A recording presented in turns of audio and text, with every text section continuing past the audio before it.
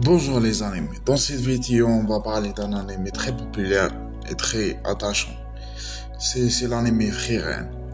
On va parler de l'animation, de l'OST, des personnages et aussi des thèmes abordés dans cet animé. L'histoire suit Frieren, une elfe magicienne, ayant vécu une épopée héroïque contre le roi démon avec ses compagnons.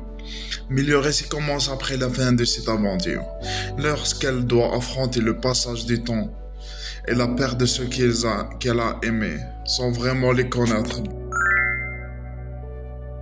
Les thèmes abordés. Le premier thème, c'est le temps et la mémoire. Frieren étant un elfe, elle perçoit le temps différemment. Des décennies lui semblent des instants. Cela soulève une réflexion poignante. Comment accorder l'importance à des êtres éphémères quand on vit des millénaires?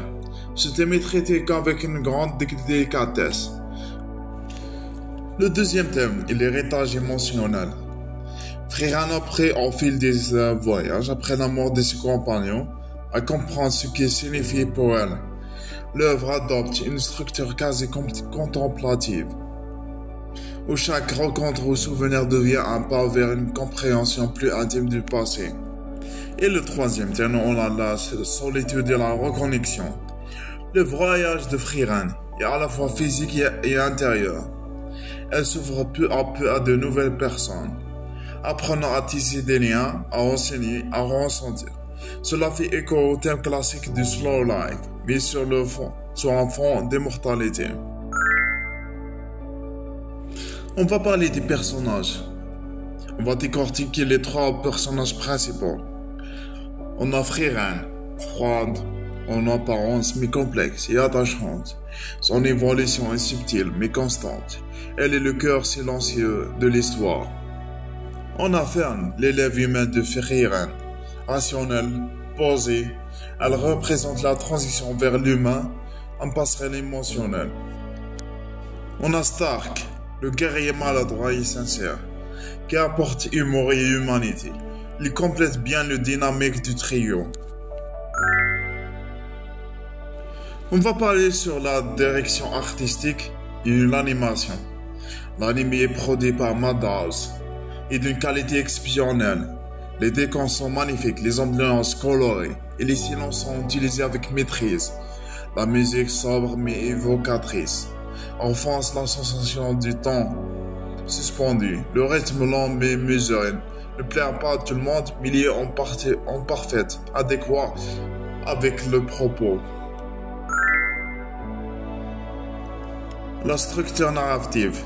La narration repose souvent sur des flashbacks qui révèlent progressivement la richesse émotionnelle du passé de Frieren.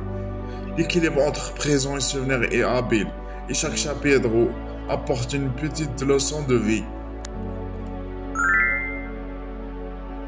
L'OST de Frieren se distingue par sa sobriété, son élégance et sa sensibilité émotionnelle.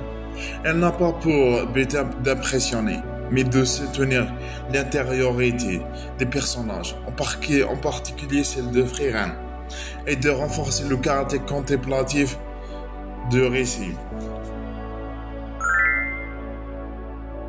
On va analyser les points forts et les points faibles de l'œuvre. Les points forts, le thème est profond, peu exploité dans les shonen traditionnels, personnage attachant et bien construit, la direction artistique est superbe, un rythme contemplatif et poétique, la réflexion existentielle sur la vie, la mort et le souvenir. Les points faibles, le rythme est lent, parfois trop posé pour ceux qui cherchent de l'action, peu de tensions dramatiques fortes, ou de rebondissements inattendus. Émotion souvent contenue. On est plus dans l'introspection que dans l'expressivité. Frieren est une œuvre à contre-courant des standards de manga d'aventure. Plutôt que raconter une quête, elle nous montre l'après, avec une tendresse rare et une richesse émotionnelle douce, mais profonde. C'est une méditation sur le deuil, la mémoire, le passage du temps et la beauté des liens humains même fugaces.